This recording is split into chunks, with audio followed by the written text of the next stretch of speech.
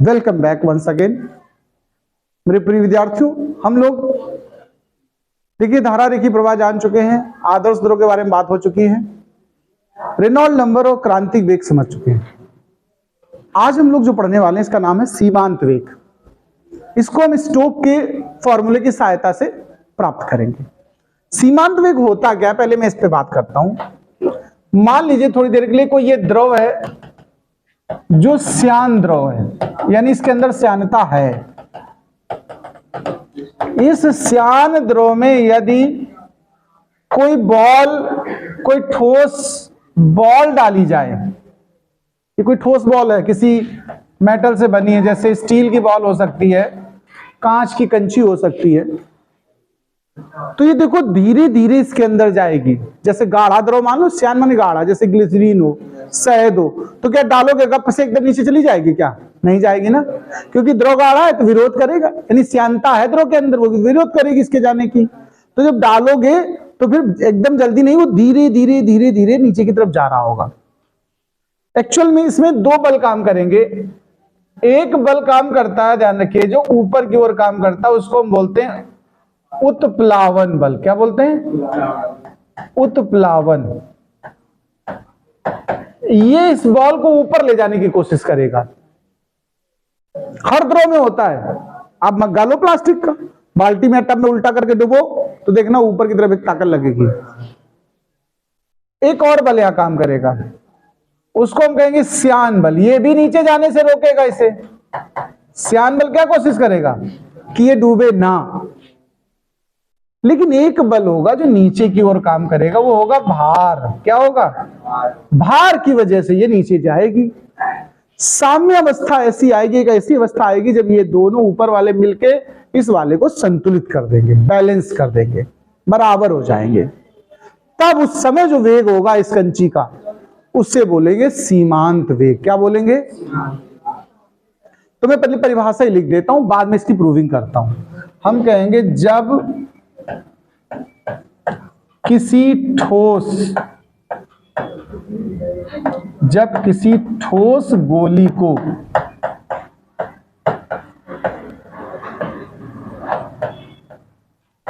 किसी श्यान द्रव में डाला जाता है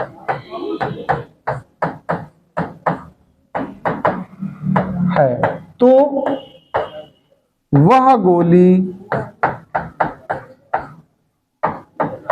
एक नियत वेग प्राप्त कर लेती है। नियत वेग प्राप्त कर लेती है। इस वेग को श्यान बल कहते हैं। क्या कहते हैं बच्चा लोग? इस वेग को श्यान बल कहते हैं। एक तो सॉरी, इस बल नहीं है, वेग है। इस वेग को सीमांत वेग कहते हैं। क्या कहते हैं बच्चा लोग? सीमांत वेग। अब इसके लिए सूत्र स्थापित करेंगे तो हम कहेंगे गोली पर निम्न बल कार्य कर रहे हैं।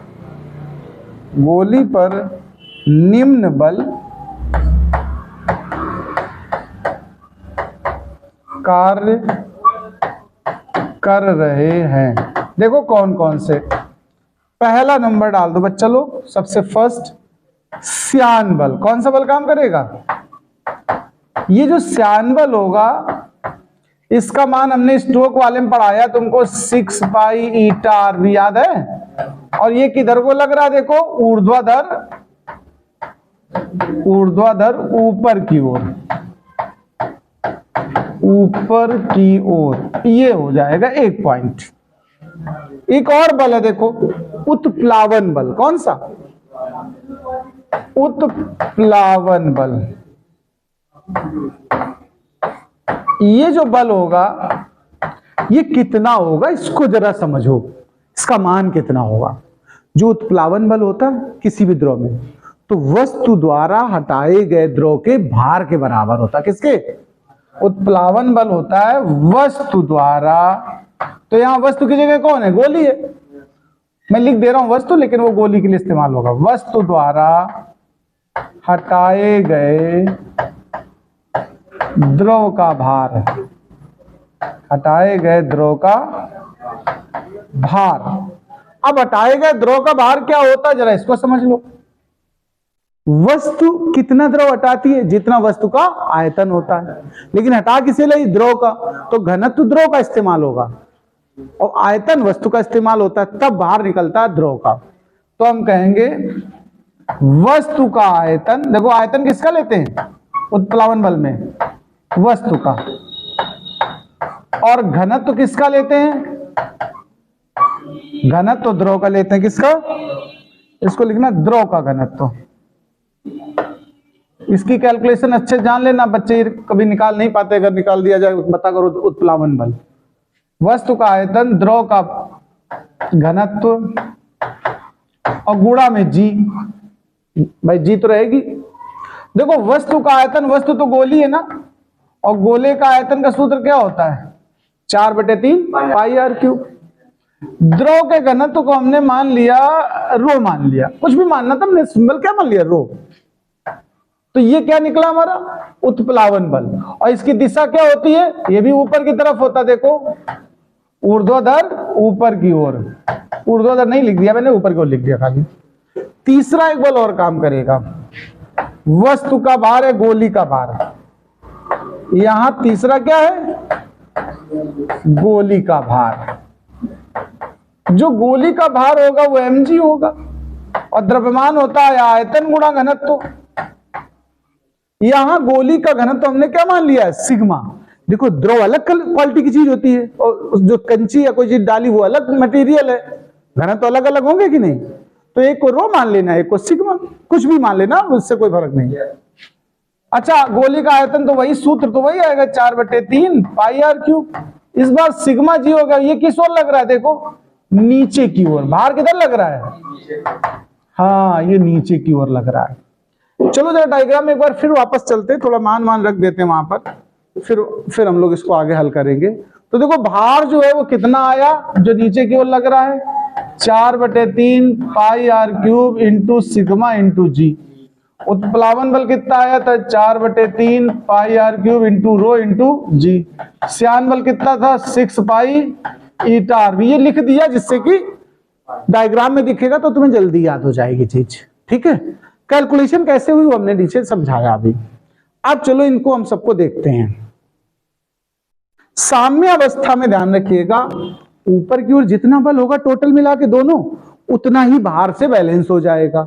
तो हम कहेंगे साम्य अवस्था पर। किस पर? साम्य अवस्था पर ऊपर की ओर लगा बल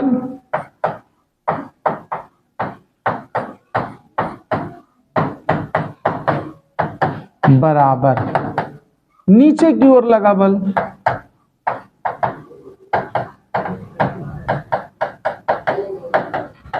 तो चलो एक काम करते हैं, ऊपर की ओर जो बल लगे उनके नाम लिख देते हैं। एक तो श्यान बल था, और कौन ऊपर की ओर लगा था? उत्प्लावन बल। और नीचे की ओर कौन लगा था? हमारा भार। आओ सबके मान रखो। श्यान बल था 6 पाई, एक मिनट, ये ऊपर की ओर जो लगे जुड़ेंगे आपस में दोनों, तो ये 6 पाई ईटा आर वी। और उत्प्लावन बल था हमारा 4/3 pi r cube into rho into g. और भार हमारा है देखो 4/3 pi r cube into sigma g. ये एक जैसे शकल के, इनको एक तरफ कर दो, अच्छा लगेगा। तो 6 पाई ईटा आर वी बराबर है, देखो ये उधर पक्षांतर किया और कॉमन ले लिया 4/3 पाई आर क्यूब। तो यहाँ क्या बचेगा? रो। और यहाँ क्या बचेगा? सिग्मा। और जी भी कॉमन है, देखो ये पहले उधर पक्षांतर किया माइनस का हुआ, जी कॉमन ले लिया, ये चीज कॉमन ले ली। हमें तो इसका सीमांत वेग का मान चाहिए ना, ये v चाहिए हमें। क्या चाहिए? तो ये सब चीज भाग में आ जाएगी कि नहीं बताओ? तो देखो यहाँ 4/3 पाई r cube rho minus sigma, उल्टा लिख दिया। देखो पहले सिग्मा रहेगा बेटा, ठीक है, क्योंकि ये धन का है ना इस तरफ देखो, और ये रो उस तरफ गया तो वो माइनस का होगा जाके। ये देखो सिग्मा माइनस रो इस्तेमाल होगा, ठीक है। अच्छा ये चीजें भाग में आ रही, देखो यहां पर तो क्या आएगी 6 पाई ईटा आर, काटो अच्छा जो कट रहा है, 3 एकम 3, 3 तो कटा ही नहीं यार, फालतू में काट डाला। 2 दूना 4 और 2 तिया 6, एक आर कटेगा देखो, तो ऊपर बचेगा हमारा क्या, देखो 2 बचा, पाई पाई कट जाएगा, सही 2/9 बचा, देखो 3 का 9, आर का वर्ग बचा देखो, और सिग्मा माइनस रो बचा, अपान में जी, और सबसे नीचे बचा एक ईटा। ये सीमांत वेग का सूत्र, मोस्ट इंपॉर्टेंट ये सूत्र है, इस पर जरूर थ्योरी न्यूमेरिकल ऑब्जेक्टिव कुछ ना कुछ आएगा। पहली बात यहां एक ध्यान देना, जो ये सीमांत वेग का मान है देखो किस पर निर्भर कर रहा है, त्रिज्या के वर्ग पर, और किस पर निर्भर कर रहा है, जी पर। देखो इन दोनों के समानुपाती है, लेकिन श्यानता गुणांक के व्युत्क्रमानुपाती है। ये चीज तुम्हें अपनी तरफ याद रखना, ये ऑब्जेक्टिव में अक्सर ये वाला प्रश्न पूछ दिया जाता है कि सीमांत वेग का मान त्रिज्या पर किस प्रकार निर्भर करता है, तो आप कहेंगे वर्ग के समानुपाती रहता है। नोट कर लो, फिर आगे की बात करते हैं। देखिए अब हम बात करेंगे अगले पॉइंट पर, जिसको कहते हैं अविरतता का समीकरण। क्या बोलते हैं, अविरत, अविरत माने बिना रुके, अविरतता का समीकरण। चलो इसको हम समझाते हैं पहले, फिर इसकी प्रूविंग करेंगे। देखो एक हमने कोई ट्यूब ले ली है जो असमान अनुप्रस्थ परिच्छेद की है। कैसी है, असमान अनुप्रस्थ परिच्छेद का मतलब होता है इसकी मोटाई अलग अलग जगह पर अलग अलग है। इससे होकर के कोई द्रव बह रहा है, ये जो द्रव माना जाएगा इसे हम कैसा द्रव मानेंगे, आदर्श द्रव। पढ़ा चुका हूं ना पीछे आदर्श द्रव, ये कोई आदर्श द्रव बह रहा है। कैसा द्रव बह रहा है, आदर्श, आइडियल लिक्विड। आदर्श द्रव की पहचान क्या बताई थी, किसी को याद है, आदर्श द्रव की पहचान क्या थी। आदर्श द्रव ऐसा द्रव होता है जिसमें श्यानता 0 और संपीड्यता 0। अश्यान माने अश्यान और असंपीड द्रव को क्या बोलते हैं, आदर्श द्रव। तो इस ट्यूब के एंड पॉइंट हमने मान लिया x और y। यहां से जब ये प्रवेश करेगा लिक्विड, तो उस समय इसका वेग प्रवेश करते समय मान लो v1 है, और निकलते समय वेग क्या मान लिया, v2। इस सिरे का जो क्षेत्रफल है उसे आप a1 कह दो, इस सिरे के क्षेत्रफल को a2 कह दो। ध्यान से सुनना मेरी बात। ये प्रमेय कहती है कि अगर कोई आदर्श द्रव किसी असमान अनुप्रस्थ परिच्छेद वाली नली से होकर धारा रेखी प्रवाह में बह रहा हो, प्रवाह कैसा होना चाहिए, मतलब एक के पीछे एक, डिस्टरबेंस नहीं होना चाहिए, तो सदैव नली के अनुप्रस्थ काट के क्षेत्रफल और वहां के वेग का गुणनफल हमेशा कैसा रहता है, नियत रहता है। कैसा रहता है, कांस्टेंट यानी नियतांक। जैसे उदाहरण के लिए समझो, यहां पर निकालो, अगर एरिया यहां कितना माना तुमने a1, वेग कितना माना v1, तो इस सिरे पर a1 v1 का जो मान होगा गुणनफल का, वही इस सिरे पे होगा a2 और, यानी इनका दोनों का आपस में गुणनफल कहीं भी चेक करो, यहां चेक करो, मान लो यहां क्षेत्रफल a3 मान लो, यहां वेग v3 मान लो, तो उसका गुणनफल क्या होगा, a3 v3 वो भी इसी के बराबर होगा। यानी हमेशा a और v का गुणनफल कैसा रहेगा, फिक्स, कांस्टेंट, नियत। इसी समीकरण को, इसी सूत्र को अविरतता का समीकरण कहते हैं, यानी अविरत प्रवाह का समीकरण या सिद्धांत, कुछ भी कह सकते हो। हाँ v2, अच्छा v2, हाँ v1 नहीं v2, a1 v1 a2 v2 a3 v3, मतलब जितने बिंदुओं पे चेक करोगे सब जगह। तो इसको लिखेंगे कैसे, जरा मैं इसकी परिभाषा लिख दूं, फिर मैं इस सूत्र को स्थापित करूंगा। ये सूत्र प्रूफ भी होगा। तो पहले सबसे पहले कहेंगे, जब कोई आदर्श द्रव असमान परिच्छेद वाली, असमान अनुप्रस्थ परिच्छेद वाली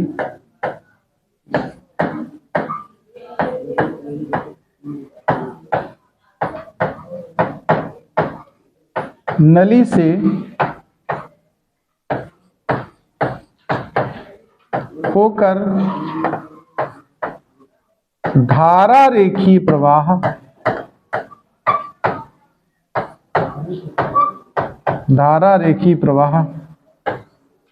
में प्रवाहित होता है तो प्रवाह के प्रत्येक बिंदु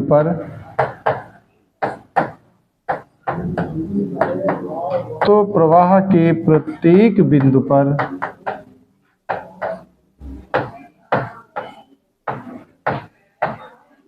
अनुप्रस्थ क्षेत्रफल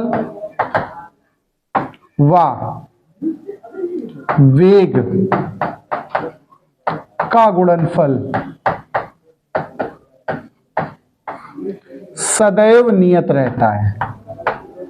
सदैव नियत रहता है। अर्थात अब ये सूत्र लिखना बच्चा लोग, ये वाले, ठीक है। और फिर उपपत्ति डालेंगे। ये तो कथन, इसको डाल देना कथन। ये क्या है? कथन माने स्टेटमेंट। ये स्टेटमेंट है। फिर हम उपपत्ति की बात करेंगे। किसकी बात करेंगे? ये तो अर्थात के बाद पहले ये लिख लेना, देखो ये दोनों फार्मूले, फिर डालना उपपत्ति। उपपत्ति माने प्रूफ। प्रूफ के अंतर्गत ये वाला चित्र बनाना है। इतना नोट करो। तो चलिए हम उपपत्ति की बात करते। प्रूफ प्रूफ जरा ध्यान से सुनना, बहुत बढ़िया बातें बताएंगे हम तुम्हें। देखो पहले हम एक्स सिरे पे उठाते हैं। किस पे?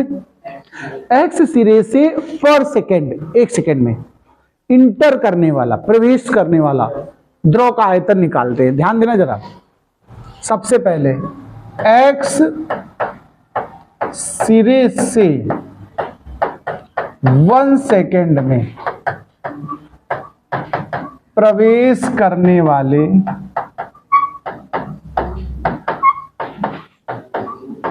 द्रव का आयतन। भाई जी बहुत अच्छे समझना।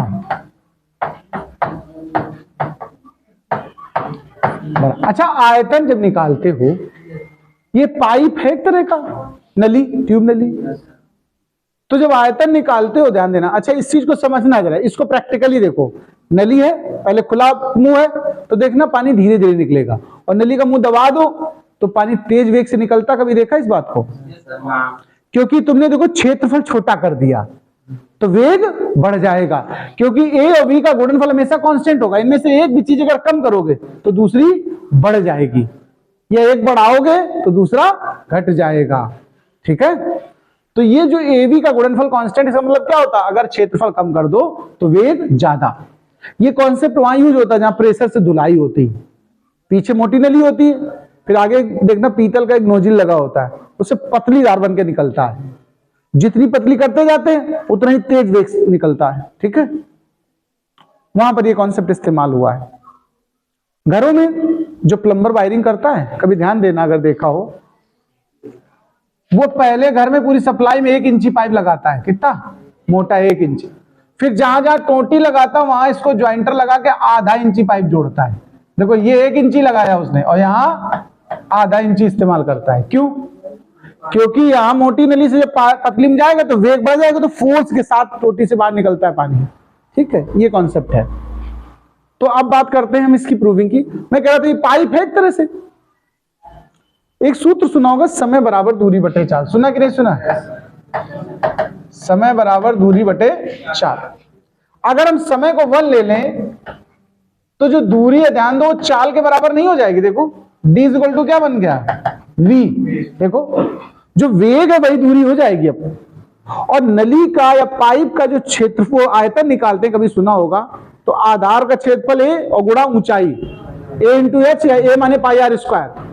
तो सिलेंडर या बेलन का आयतन सुना है? Pi r square h. Pi r square को हम a लिख दे रहे हैं, तो a इंटू एच। तो यहां पर मैं कह रहा हूं, ध्यान देना, सिरे से 1 सेकेंड में, गौर करना, जब मैंने 1 सेकेंड ले लिया तो दूरी की जगह हम इस्तेमाल क्या करेंगे? वेग। तो x सिरे से 1 सेकंड में प्रवेश करने वाले द्रव का आयतन बराबर, आयतन होता है आधार का क्षेत्रफल और गुणा ऊंचाई, ऊंचाई यानी दूरी, दूरी के लिए हमने इस्तेमाल कर दिया वेग, और पहले सिरे का क्षेत्रफल कितना माना था a1, तो ये बना आयतन a1v1। अब हम कहेंगे x सिरे से 1 सेकंड में प्रवेश करने वाले द्रव का द्रव्यमान। अब हम क्या निकालेंगे, द्रव्यमान। द्रव्यमान वैसे क्या होता, आयतन गुणा घनत्व। सुना कि नहीं सुना, आयतन पर सेकंड कितना प्रवेश कर रहा है a1v1, और द्रव का घनत्व मान लो रू।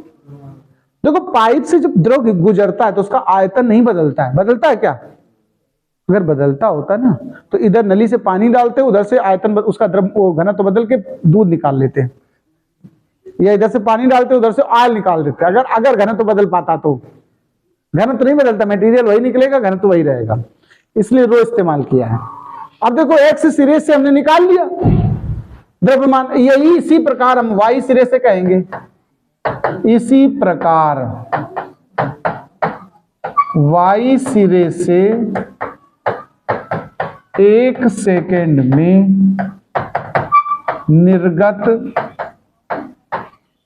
द्रव का द्रव्यमान, ध्यान से समझ लेना बात को, फिर द्रव्यमान डायरेक्ट निकाला है। जब x देखो पहले सिरे में a1v1 रो था तो निकलेगा कितना बताओ, अच्छा a2v2 रो निकलेगा कि नहीं बताओ।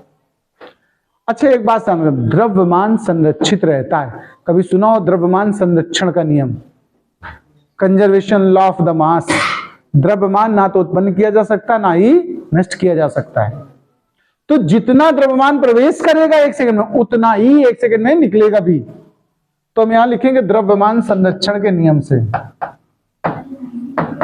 द्रव्यमान संरक्षण के नियम से x सिरे में प्रवेश करने